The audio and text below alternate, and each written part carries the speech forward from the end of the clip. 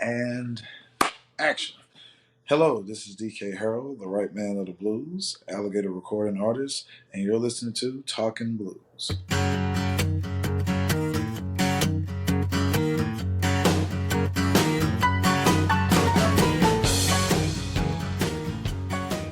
DK, as I said, first of all, let me congratulate you on all that's happened to you. Like, it just seems like a lot has happened in a very short period of time. I don't know if you feel that way, but from where I sit, that's what it appears to me. Yes, it's happened in a short amount of time, but I'm taking it all in stride. I'm just taking it one day at a time. So tell me how that all began, this journey through the blues. Well, I've always loved the blues since I was a kid. I mean, since I can't remember, I've always loved the blues. Of course, everyone knows the story about how I started talking through the Thrill Is Gone, because I was not a normal child. but yeah, mama and dada was not my first word. My first words were literally the Thrill Is Gone. And just through so much of my childhood, I was always around something musical. My grandfather, C.H. Jackson, played a lot of R&B and blues records from the 50s, 60s, and 70s around me a lot. I mean, that ranged from Ray Charles to B.B. King to Aretha Franklin to Percy Sledge. I mean, even ranged to gospel. I mean, the Five Blind Boys of Alabama, the Five Blind Boys of Mississippi. I mean, it was just so much music around when I was younger. Um, and I think it's because my grandparents didn't really come from the age of TV being the main, you know, entertainment. You know, Right. back then in the 30s, it was mostly if you had a radio, you were successful. You know, so I think that's where that comes from. But also, I was involved in choir both in my childhood church as well as my school. I participated in the choir in first grade. I participated in my church choir at the age of 11. I think it's the earliest I can remember. And by the time I was 12 or 13, they had me singing in both the youth choir and the adult choir because of how strong my voice was. And then after that, I think I picked up guitar about the age of 13. And my first influence with guitar was John Lee Hooker. A lot of people don't know that. But everybody could play like John Lee Hooker, so I got mad. And I decided to try to play like Muddy Waters. And then so many people can play like Muddy Waters, so I got mad about that. So I decided to take on BB King, who, in my opinion, I think there's two guitarists in the blues field who are just the hardest to capture, phrasing wise and tone wise, and it's BB King and Albert King. I think I only know one person who has genuinely mastered Albert King's tone, and that's Stephen Hoare from Wisconsin. And I really haven't found anybody who's mastered Freddie King's attack and his approach on guitar. So it's been some years, man. Tell me about John Lee Hooker. What drew you to him initially? Well, my stepfather, Brent Brooks, um, was a really big fan of the Blues Brothers. And when I was born, he had a VHS tape made, which I'm sure you remember back in the day, you could like get a blank VHS tape and record movies and stuff on it and have Yep. it for later, which I feel like that was illegal, but don't tell me. Uh, but Everybody did it. okay, everybody did. Okay, can't have him going to jail. So he had three movies on this VHS tape. It was The Bride of Chucky, which is a horror movie, Yeah. which of course I did not. I would always like fast forward because I would like want to miss that movie. The Water Boy with Adam Sandler, and then it was Blues Brothers. But it was Blues Brothers 2000. So of course I watched this VHS tape religiously. I then found out through cable television that there was a first Blues Brothers, and I remember I was in Walmart, and they had this. They still have them to this day. They have these DVD box collections where it's just like a pile of DVDs for like $5. Right. and I see the Blues Brothers because it was like the 25th anniversary or something of that nature, 15th anniversary. And I was like, oh God, it's the first Blues Brothers. I got to get it. So I grabbed it and I wore that DVD out. I played it so much on repeat that it just stopped working through the DVD player. And of course, in the film, they have the scene of Maxwell Street in Chicago. And just for historical purposes, that scene on Maxwell Street was one of the last filmed, you know, pieces of footage of Maxwell Street because it actually discontinued that same year in 1983. But John Lee Hooker is playing with Muddy Waters' band at the time because Muddy Waters was supposed to be the Maxwell Street artist, but he got sick and John Lee Hooker had to do the same. So when John Lee Hooker was playing Boom Boom, I liked the tone of his guitar, like just how he played. And it almost sounded like it was out of tune, but it's not. It's just he played in open G tuning, if I'm not mistaken, which I didn't know that at the time. So I was like, oh man, I want to sound like that. So there I was with a First Act. Walmart used to sell these acoustic guitars for $60 called First Act guitars. And I didn't know nothing about tuning, Mr. Marco. Like I did not know anything about tuning. So there I was with my guitar, and it was so bad. It was so out of tune. It was like, pang, pang, boom, pang, pang, boom, ping, pang, pang, pang, pang, pang. It was just so out of tune. But I was proud. I was happy. I'm like, yeah, I sound like John Lee Hooker. Pang, pang, pang. And my mother was like, hey, bud, I understand you want to play guitar, but we should take lessons. And I'm like, no, I shouldn't take lessons. I sound good. Pang, pang, pang, pang. It's hard. Every string is out of tune. But that's how John Lee Hooker was the first influence, and because I liked how he didn't do nothing fancy. He wasn't a shredder. He wasn't a virtuoso. He just stayed on that one chord the majority of the time, and that was the song. And I thought that was just so cool. If I'm not mistaken, tuning a guitar was a difficult thing for you. Oh my God! Uh, I remember the first time I tried to tune a guitar. I used to get my guitar strings because in my hometown, Western Louisiana, there really isn't any music stores. So the closest thing to a music store you got was a pawn shop. Went to this pawn shop and I was like, hey, I have this electric guitar, which my first electric guitar was a Sensonic Pro Series, which is a very, very cheap version of a Fender Stratocaster. And it was falling apart. Like it was falling apart. Grandfather got it for me on my father's side. And I said, hey, I got this electric guitar and I need new strings. So the guy at the pawn shop, he puts it through the back of the body and brings it to the front and he puts in, starts tuning it. He says, there you go. So I'm thinking, oh, that was easy. I could do that. So finally broke a string when I was playing and I said, oh, okay, put it through the back. It won't stay. Mom, it won't stay. Why is it? It won't stay. It won't stay. I don't want to play anymore. And and and I couldn't for the life of me understand at the time that there was a certain tension that the string needed in order to be in tune. Didn't know anything about a tuner. And I have to be honest with you, from the age of 13 to the age of 16, so 3 years,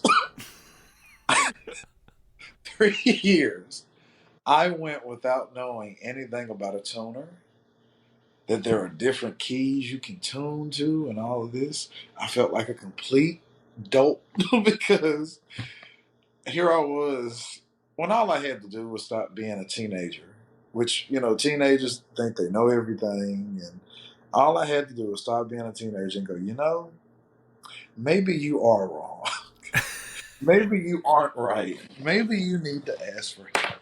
Just imagine how much time you would have saved had you taken that guitar lesson early. That part, if I had just put my ego to the side, I would have been fine. But yeah, so that's that was the struggle I had with tuning, and I finally got it right at 16 because I got a Snart tuner, and I downloaded an app on my phone called Guitar Tuner, which I still use that app today if I don't have a tuner, and finally learned how to tune the guitar. At what point did you think that you wanted to pursue this thing of playing the blues? Uh, I'll be honest with you, that's kind of a hard question to answer, which is not a bad thing. Because it was kind of like there were always signs that I would end up doing this, if that makes sense. Uh, I give some examples. Like when I was a child, I my family would have a family reunion every 2 years, and we would do it during the summer. And they used to have a talent show, and I would impersonate Otis Redding or James Brown or Frankie Lyman and the Teenagers. Um, and then in high school, there was a young man. His nickname was Clutch. He was one of those gangster rapper type guys.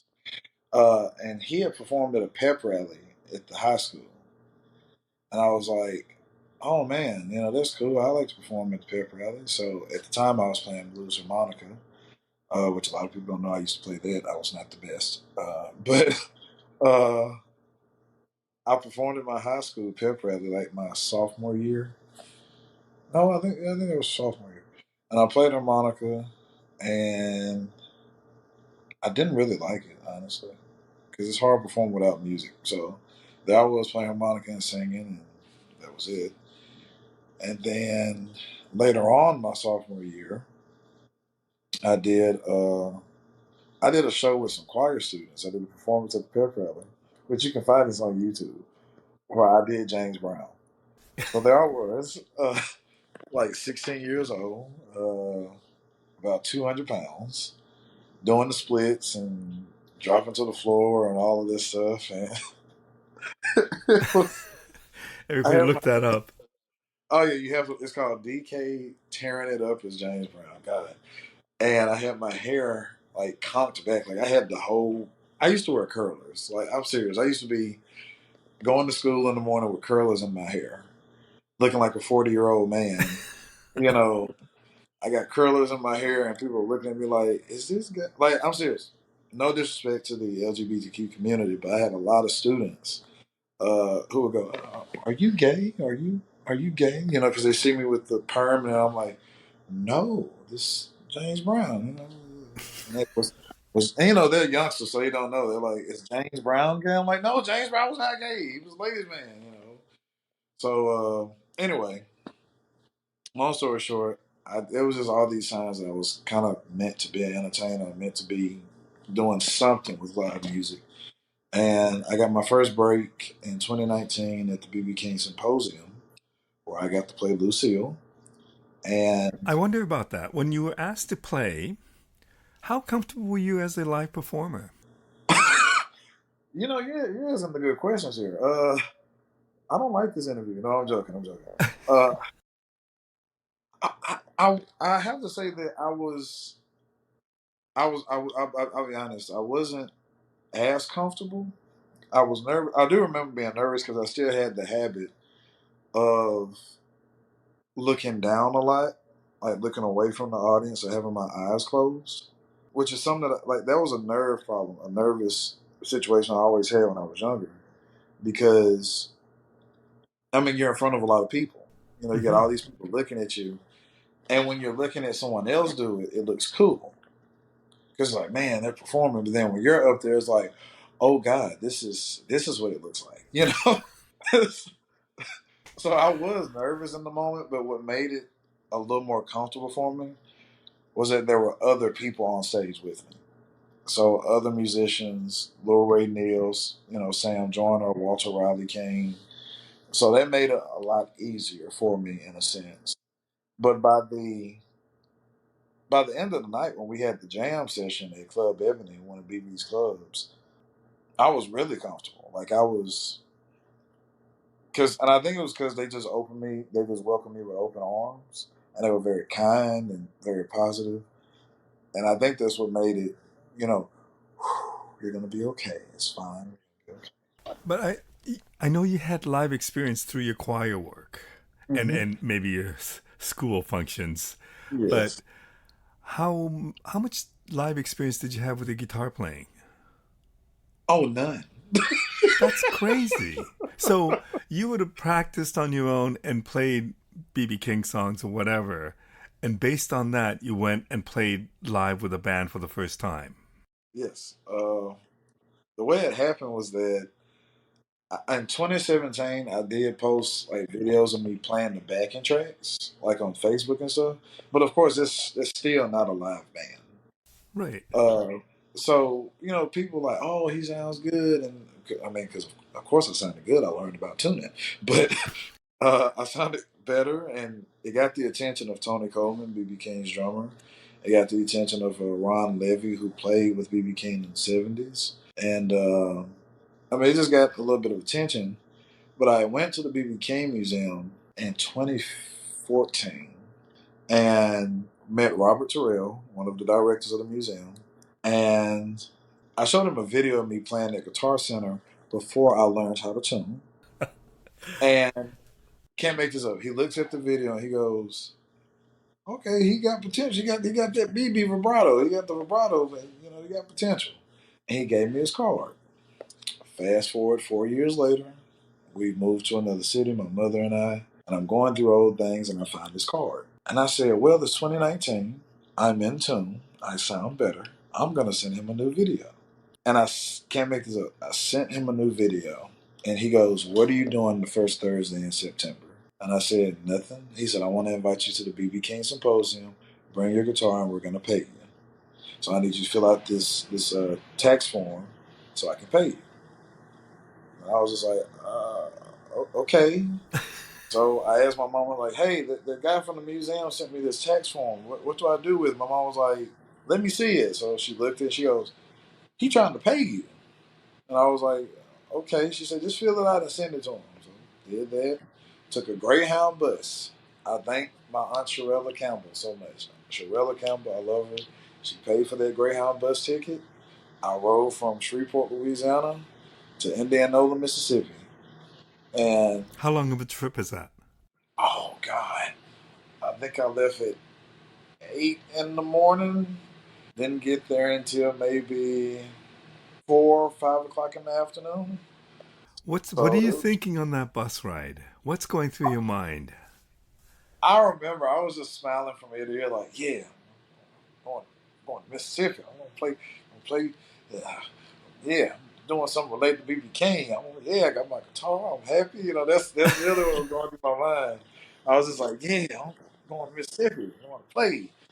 And I get to the hotel, and Robert Terrell is there, and he shakes my hand, and we hug, and I meet Teeny Tucker, and I meet. So Robert Terrell checks me in. He says, "Go on upstairs and put your stuff in your room and come back down." He said, "You should have a green folder in your room, and it's got the itinerary for the week." I said, "Okay," or for the days. And I go to my room and I look at the envelope, and it's a check in there for $200. And I thought to myself, I done made it. I got the first paid gig, $200. Ain't nobody tell me nothing. so In your I mind, what was that 200? What would you have spent that $200 for? if I'm not mistaken, I think I spent that $200 on guitar strings Because you broke so many. because I broke. So I think I spent it on guitar strings, a tuner, a new tuner, and some stuff out of the. Actually, I still got I got a keychain, a little keychain thing from the museum that I still have on my keys to this day. That was the first thing I did with that $200. Guitar strings, tuner, and that keychain. And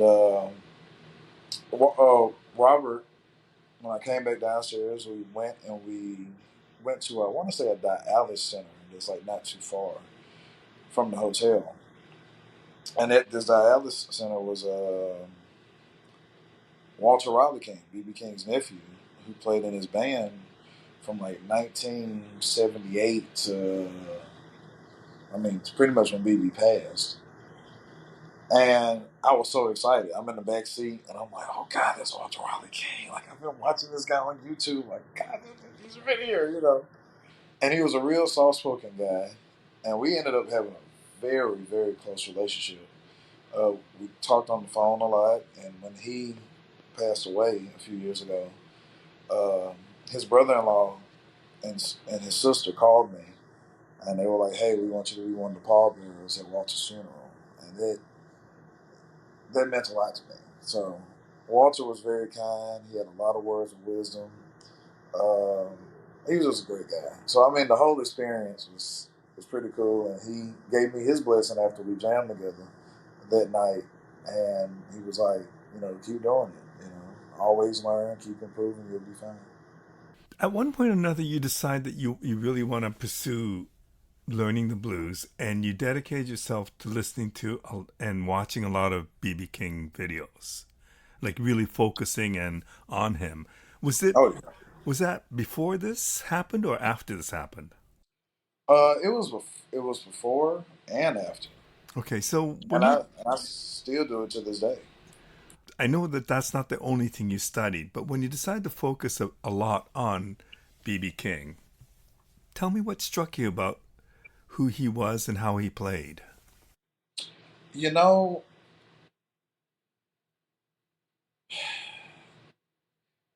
BB was really one of those once in a lifetime type guys. You met him too, right? Yes, I met him. I met him in 2013, January 19th, 2013, at the Baton Rouge River Center Theater.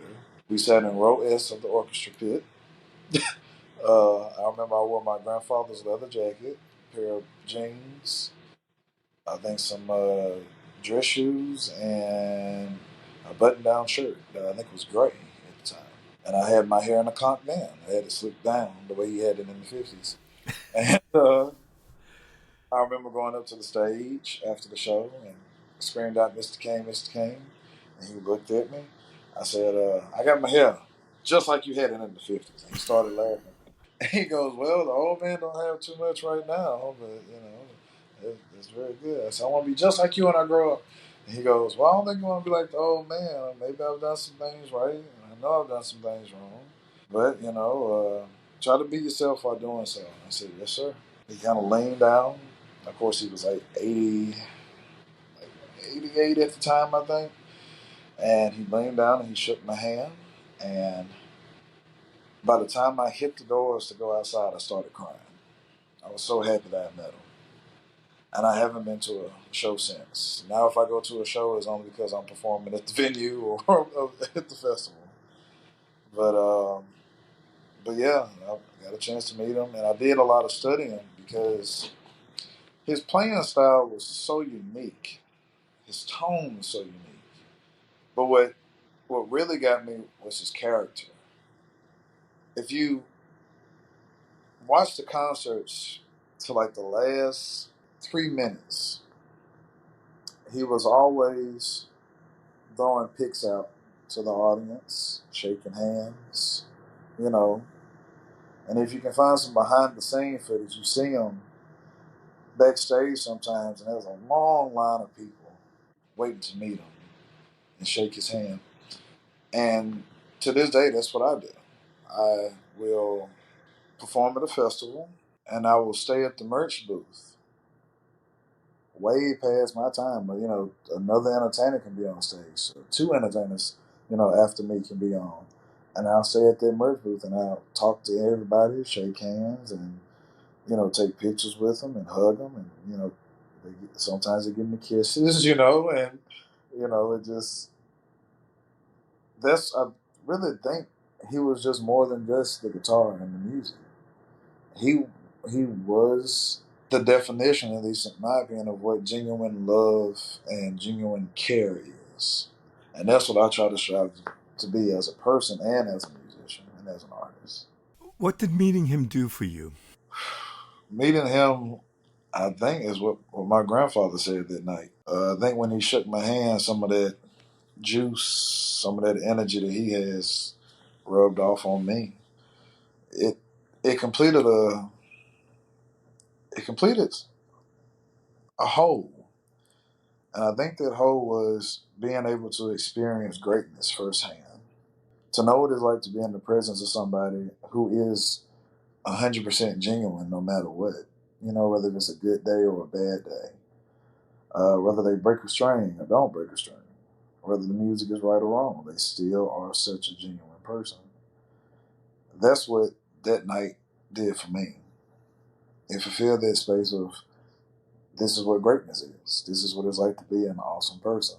That's for sure. Like he was such an amazing person. And you think Oh, about what he did for the blues, not just playing it, but just the way he treated his fans, like you said, and he had this way of making everybody feel very, very special. Like you're the only one who mattered when he was talking to you. correct. And that's an amazing gift to have. And that's amazing that you've kind of, followed with that.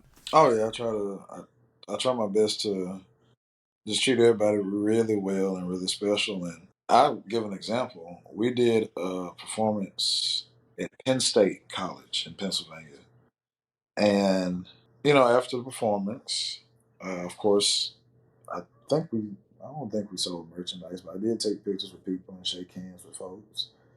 And there were some college students who some were of age, and I think one of them was 18. And this we were gonna go to this. I think it was a club or a bar or something, and just have a couple of drinks, and of course she wasn't allowed in. So herself and I want to say two other college students, decided to go to the pizza place that was just literally right beside this club. And so the band is in there drinking, and with one of the administrators or something. And I felt bad. I said, fellas, I said, you guys stay here. I'm gonna go next door. And they said, come on, man, we got the drinks. And I said, no, I said the other people couldn't come in. I said, that's not fair. I said, so you guys stay here and have drinks, drink with them. I said, I'm gonna go to the pizza place. So we sat at the pizza place and ate pizza and wings and drunk sodas for about 2.5, 3 hours, just talking it up. And there I was, still in my suit, like I still got my suspenders on and my dress pants and dress shoes, and I'm sitting there eating pizza and wings with these people. And my sax player, the next day we're flying out. He goes, they're gonna remember that for the rest of their lives that you took that time out to just. I said, well, I had nothing else to do. I said, and it wasn't fair that they couldn't come in because of age. They could have. She was 18. They could at least let her in and say, hey, don't drink. Mm-hmm. I said, but I'd rather spend time with people like that than try to, have a few drinks with somebody that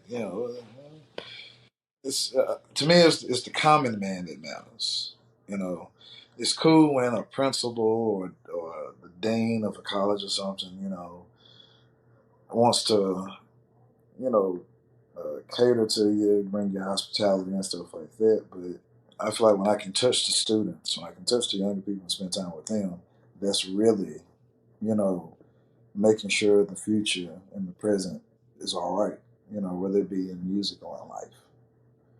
You know. Mm-hmm. Makes sense to me. Tell me, after the symposium and that being the first time you ever played with a band, I presume that it made enough of an impression that you probably thought, I want to do this all the time. Yes, it How do did. you go about doing that? How Well, easy was see, that? it was actually very difficult because after the symposium, I went to two jams. Can't make this up. I went to two jams. One in two in Shreveport, Louisiana. One was at a place called the it was called the something Tavern. Oh, I can't remember the name of it, but I know where it's at in Shreveport. And then the other place was a mostly predominantly black kind of R&B place called Josh's Lounge. And I remember that night at Josh's Lounge, there was a band called the Alter Ego Jazz Band playing, and they did a lot of R&B covers, not really any blues. And I don't play chords. And I remember we were doing a Marvin Gaye song, and I'm hitting my blues licks and stuff.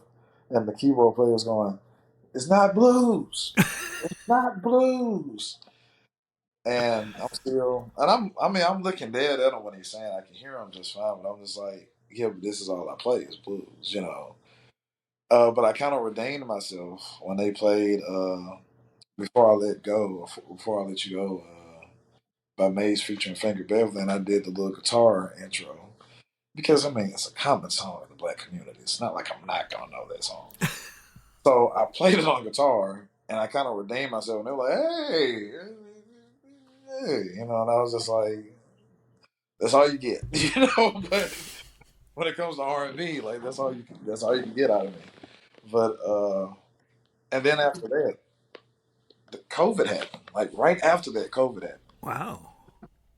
So it was. So I had to rely on going back to, I guess you can say in a sense, my beginning stages of playing on Facebook Live to backing tracks, things of that nature, which I was fine with doing. I mean, it's the middle of a pandemic. Nobody's, all the festivals stopped, all the clubs stopped, all the theaters stopped. So that alone by itself was a challenge to go, a whole year and a half without anything really happening.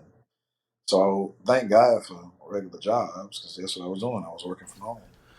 Okay, two things come to mind when you say this. One is you say you don't play chords like BB King. So you're basically a guitar player who plays licks. Yes. Riffs? Do you create riffs or No, I don't. Cause well, it's like I tell a lot of people. I really don't want to be a guitar hero.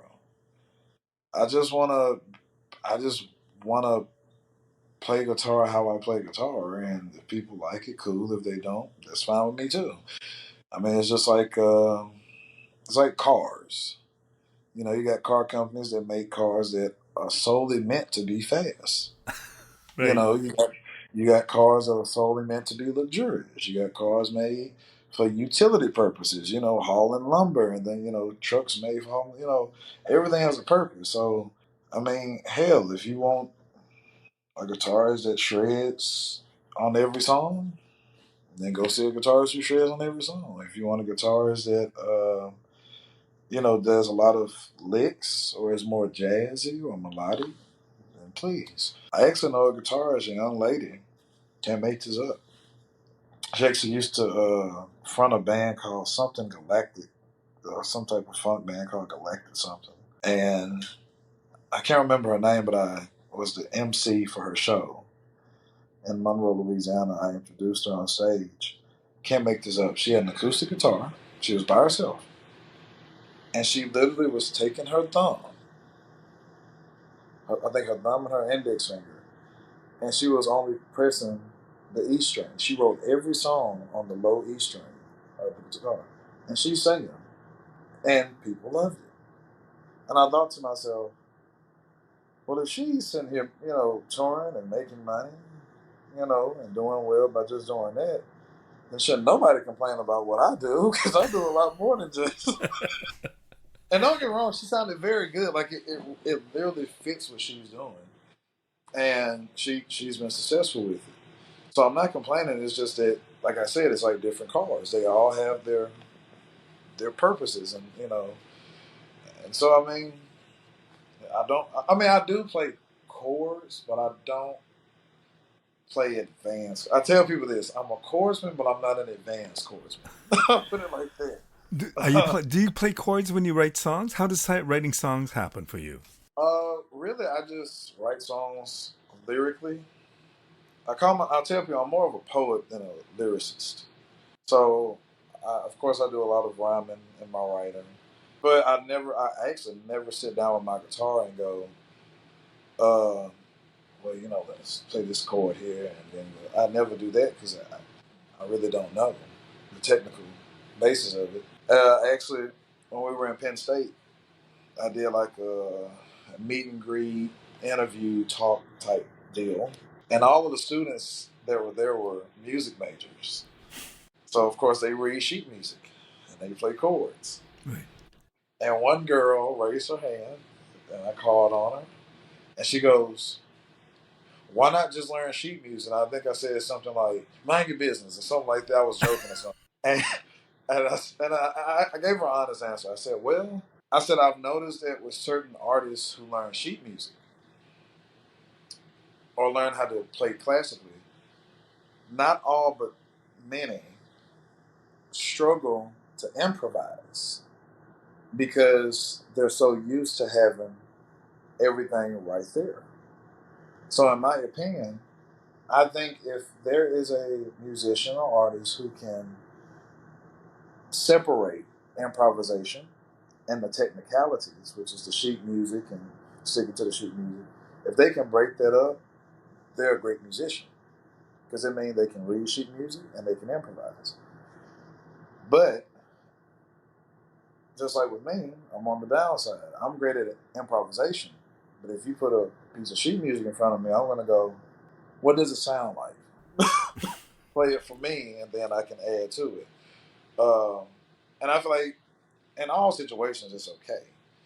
But I've seen classical musicians go to jam sessions, and there's no sheet music nowhere. And you go, okay, we're going to do a blues, 1, 4, 5, 12-bar blues. 1, 2, 1, 2, 3, 4, ba-da-ba, ba-da-ba, ba-da-ba, you know. And it's their time to solo, and they're doing nothing but scales. And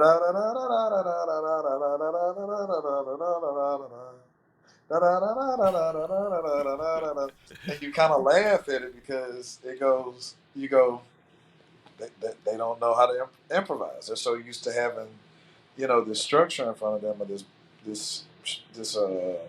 what's wrong with this map of how to get there. So it was very funny. But I told the young lady, maybe one day I used to sight read, but I told her, I said, maybe one day I will just take the time and, really learn how to read sheet music. I do know keys, I can say, okay, we're doing this in B flat, and I'm right there with them. Or I can ask a musician, hey, what key we're in? They go, oh, we're in A, and I go right there. So I do know enough to get by, and I feel like if you know enough to get by, you're fine. I wonder. So the other question was, when you're used to playing with tape tracks or a recorded backup, and you start then playing with a live band, tell me about that difference, because it's I presume, a totally different game. It is. Backing tracks, actually, now they annoy me. uh, because it's so, it's just so in line and in order. When you're playing with a live band, magical moments happen where the bass line or the groove of the song may go from, let's say you never make a move to song. It may go from boo doo, boo doo doo doo, and then somebody wants to just jam. So the bass player and the drummer turn the groove somewhere else where it goes from boo doo, boo doo doo doo, doo doo. When you have those changes live, it makes you turn around and go, yeah, because then you've gone from, I put it like this, you've gone from the main road, you've gone from the interstate to a back road, and we all know if you're country, those back roads are more fun than the interstate. Because the interstate got police on it. On the back roads, you can drive as fast as you want to. You can jump the hills, and you can hit the mud pedals, and hit the mud pedals and all that, puddles and all that, and you can have fun with it. And that's the difference between the backing tracks and the live band experience. It can always go somewhere else, and it can develop into something. Prime example with my song "Not Here for a Long Time." We were playing a show, and we were actually doing "Why I Sing the Blues," and the drummer at the time was an older gentleman, and he had kind of lost, you know. So my bass player at the time, Joe Johnson, improvised to bring him back in and went boom boom boom boom boom boom boom boom boom boom boom boom boom boom boom boom boom boom. And when he made it boom boom boom boom boom boom, I was like, I got to turn that into a song. So sometimes those out of the blue moments, those off the main road moments can turn into a song or turn into a big special moment. Okay, so as I said, I think very quickly things happen for you. Mm-hmm. How has your confidence been? Were you always very confident about being able to do this and to follow this path and make things work? Um, I'll put it to you like this, Ms. Marco. I believe in faith and perseverance. A person can be nervous to do something or to try something, whether it be for the first time or for the 100th time. But as long as they have the courage to do it while being nervous and being concerned, I feel like that's what matters. It's like the saying, if at first you don't succeed, try again. So even though you're trying in that moment and you may feel like you're failing, you may be successful. It depends on the people's reaction, but I feel like you still win at the end of the day by putting yourself out there. So I'll be honest with you, still to this day, from the very first song, from the very first beat, I am still nervous and concerned. My confidence, I really don't start feeling 110% good, maybe until about the second or third song into the set. And there have been some nights where I didn't start feeling it until the fifth song. And it was only because I was so concerned about how people would react to me. And it scares me because sometimes I feel like, oh, I'm not doing good. Like when we went to Bern, Switzerland, we did a residency, 2 shows a night for 5 days. And the first night, we had a nice, good crowd. And we finished the first song. Well, we were playing the first song, and they were just sitting there. They were just looking at us. And I'm thinking to myself, yep, this is about to be one of those days. You know? But when we got through, they applauded. And then sometimes I like to talk in between songs. And I would crack a joke and they would laugh. And I would go, oh, okay. In my head, I'm making these notes like, oh, okay, I made them laugh. Okay, that's good. Made them laugh. Good. If they don't like the music, they'll like the jokes. So I'm still very concerned to this day.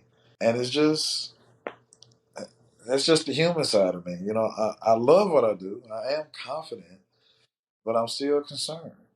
And I feel like you can be confident and be concerned. I guess it's like I'm sure every CEO of a company or every, major big person of a corporation, I'm sure they walk in their office going, oh, I hope today is a good day. Or, I have to be prepared if something, takes a turn today at the office. And I feel like that's how we should go in, is that we should always be confident that we're going to do our part. But we also have to keep in mind that anything can happen.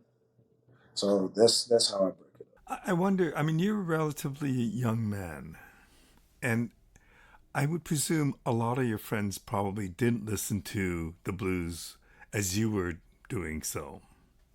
Where does where does your blues come from as a player? Where does that come from? And does it just come from the records you listen to, or is it more than that? Ruth Brown, and I use this quote all the time. Ruth Brown said one of the greatest quotes, and I feel like it should be in every blues book, every anything dealing with blues. This quote should be. Ruth Brown said it best. The blues was the only style of music where a man could cry and people would respect it. Because we were always taught as young men, a man ain't supposed to cry. Not supposed to cry. Not supposed. But for Ruth Brown to say that to the genre of music is true. The blues is such a raw emotional music. It's scary how raw and emotional it is.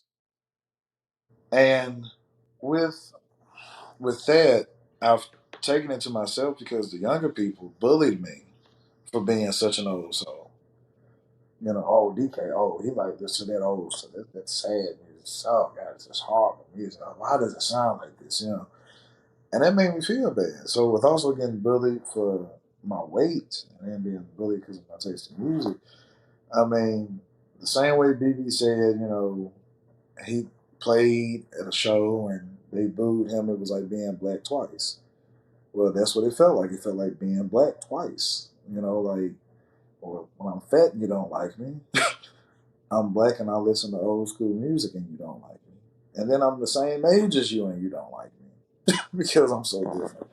That's a hard pill to swallow, but if you drink enough water, you can get it down. And I think I drank enough water to get it down. And I think at the end of the day, it's paid off because I've had those same peers who are still in my hometown today. They see on social media what I'm doing, and they're like, "Man, you went to Spain? Man, you went to Germany? You went to? I ain't never been out the country. Only place I've been is Texas. You know, like, and it's and it's the way of life, man. You just never know, and you gotta let this stuff roll off your back and still continue to have heart and passion for what you love, and it'll pay off in the long run. Because you can't, it's like James Brown said, you can't make everybody happy and still stay on top. So I mean, that's the name of the game. And again, I don't have no hatred or animosity toward them. I mean, hell, there's different strokes for different folks, and apparently the way I'm stroking just happens to work out differently. But that must feel good. Oh yeah, it feels great. I'm glad they're paying attention. Actually, I have a classmate of mine named Kobe King, and when I released my first record, he was just like nuts about it. I mean, Kobe was this big football player, white guy, country, big white guy, and he was just like, "Man, I love this record, man. They'll leave it at the door, man." And then the new record came out. He's like, "Yeah, man, Enter the Room and Talking Heavy, man. Those are my two favorite right now." And it's like, hey, getting to the younger people. So, I mean, of course, traveling overseas, there's a lot of young people who like blues over there. So, I mean, at the end of the day, I've won 10 times over. I've won, and I'm grateful for it, and I appreciate it, and it makes me smile because I'm making other people feel good. Well, tell me about that too.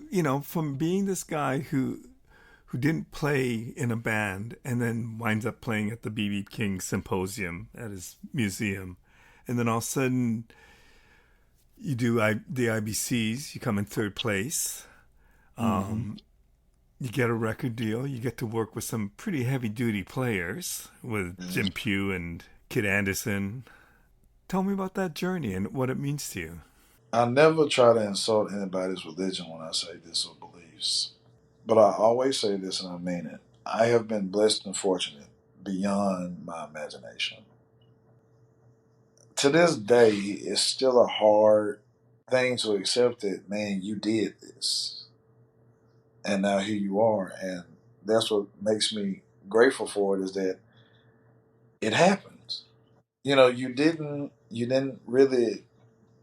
have to beg or sell yourself out or do something you'll regret to get, it came genuinely. It came from everything came from a good place, and it's how you kind of have those days where it's like it's too good to be true. Like okay, something is just too right. Something bad needs to happen. Right. That's that's the thing. In those moments, I never felt that way. But like looking at it now, it's like man, something bad should have happened, but nothing bad happened, and that's the beautiful thing about it. I I can't emphasize enough how grateful I am for Jim and Michael Kinsman and Tony Coleman and Jerry Jemai and Kid and Robert Terrell. Just how many people, Sister Farah Muhammad, the Hollowell family from Mississippi, just so many people who believe in me. When my times of being homeless, after the homeless, it's just people who saw something in me that I didn't see in myself. And, we all got a gift. We all got a purpose. And how you use it is up to you because of free will. But I try to use mine for good. And other people see it and they want to be a part of it and they help out. I'm very grateful and I'm indebted to them. And I tell all of them all the time, I'm indebted to them 10 times over. And I know money is nice to give, but it runs out. And I wish I could give something greater than money to them to show my gratitude for just the first microsecond that they gave to put energy into me. Like I mean, I really can't put it in words. I'm sorry. I can't. Well, I think you kind of did, but tell me what surprised you the most about this journey.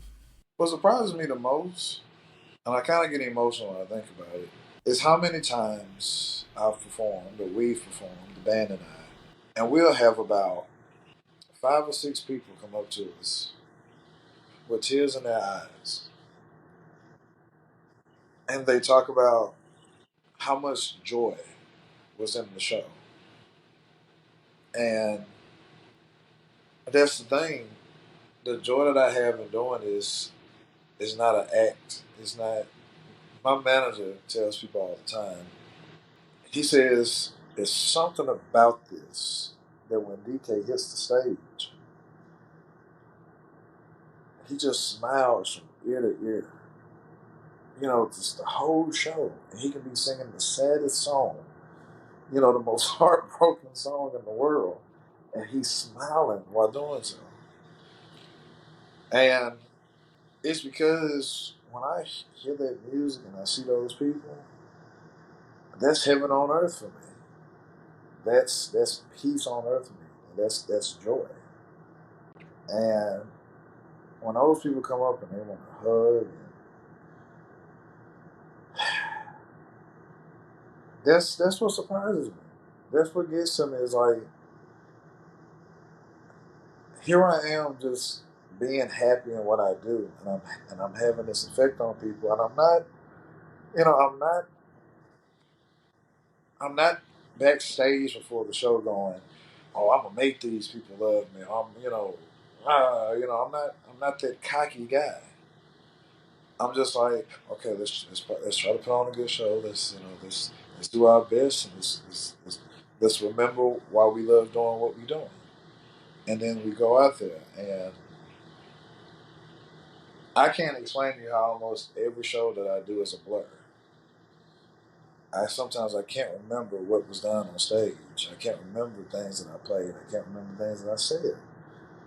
At times, I may remember one or two things here and there, but the whole show for me is a blur because in that moment, I can honestly say, is where I'm in heaven. I'm in a whole nother peaceful state of mind that I can't get just sitting at home. I can't get just driving the car. I can't get while cooking in the kitchen. I get it on that stage, and I can't describe it. It's a very unique feeling. It surprises me every time. Does it surprise you? I mean, now you're at a place where you're traveling the world doing this. And you mentioned the fact that, you play in certain different cultures and they might not respond exactly the same way as you're used to. But you are playing in Spain, you're playing in Norway, you're playing all over the place, and people come and see you. How does that make you feel? You know, we had a moment on this. We just came back from Spain yesterday. We played the Cazorla Blues Festival last weekend, and well, I'll set it up even better. 2 years ago, I did a month-long tour in South America, Brazil and Argentina, and I played at a place in Argentina called the Bebop Club in Buenos Aires. And when they got through, they did this chant where they were going, ole, ole, ole, ole, DK, DK. And that was 2 years ago. We were in Cazorla, and I think we got to about the third or fourth song. And we're in a bull ring full of people. And they go, ole, ole, ole, ole, ole, ole. And I was almost moved to tears because I had not heard that in 2 years. And even though I wanted to cry, all I could do was smile. Because I was like, man, I ain't heard this in 2 years. And, I had never been to this, I ain't never been to this part of Spain. The only part of Spain I had been to beforehand was Bilbao.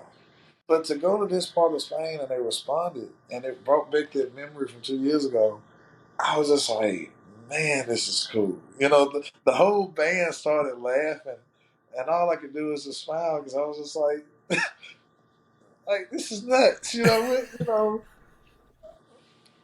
South America and places this far apart. Like that's crazy. And going to these places and the people respond the way they do, even if it's a sitting room and they're quiet and they still enjoy the show. I feel if I have made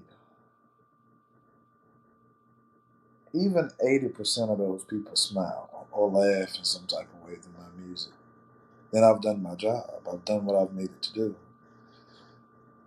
I've told many audiences, it's really, for me, it's really not about the money. It's about making sure these people leave with a smile, if not on their face, a smile in their heart. I want them to walk away from the DK Harrell show going, man, that felt good. That guy made me feel good. He made me feel loved. He made me feel care.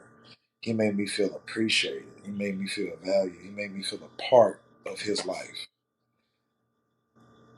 And that's the goal that I have every time. It's just make these people feel good. Make them feel loved. Make them understand that you really do love them. Even if you don't know them personally, you love them. You appreciate their time to just be in that chair, be in that crowd, be in the stands, and take the time out for that hour and a half, 45 minutes, 30 minutes to see who you are. I feel like if more artists would take their God given talent and their heart and put it on their sleeve for the audiences, they'll see a very different outcome of their show than just a routine show. If they would just put their raw emotion on their sleeve. DK, you're an impressive young man. My final question to you: do you have goals? At this point, do you have goals you're striving towards? I mean, if I had to be honest with you, and it's gonna sound kind of cliche, but the only goal I have is to keep making music that makes people happy, makes people have a sense of nostalgia in the present and in the future. And I mean, that's literally my only goal is to continue doing what I'm doing with genuine love. And I always tell myself and strive for myself to never lose the reason why I love doing this. I mean, it's all I got. It's all I know. And yeah, I went to school. I know a pretty decent amount of history. Uh, Never did like English class because I didn't see a reason why having a class for a language that you speak. But uh, You've had 9 to 5 jobs. yeah, I've had 9 to 5 jobs. I've been homeless. I've been broke. I've been hungry. I've slept on floors. I've lost everything and gained it all back. Sometimes I have to tell people, you're talking to a man who's lost everything. So I can either be a man who's lost everything and is bitter at the world, or I can be a man who's lost everything and appreciates the world. And I think I can say that how I treat people and how I treat my art, my craft, my band, I appreciate the world. I appreciate every moment that's given. And I tell folks all the time that even though I'm 27, my life could end at any time. You literally never know. A freak accident could happen. You can have an illness that you don't know about. And there's enough hate in this world. And why add to it? So, I mean, they say it takes more muscles in your face to be upset than it does to smile. So, my only goal is just be as nice and kind to people and to the music as much as possible. And when my time is up, I hope whatever energy that's in me passes on to somebody else, passes into something else that can be done for good and not for harm. Well said. DK, it was a real honor meeting you. Thank you so much for doing this. Thank you, Mr. Michael. I appreciate it. And I apologize for the emotions. Sorry. Do you want to tell a joke?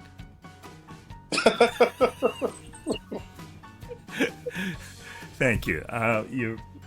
You're a very special person, and I love your music. And thanks a lot. Thank you so much. I appreciate the love and support. And I thank you for your time.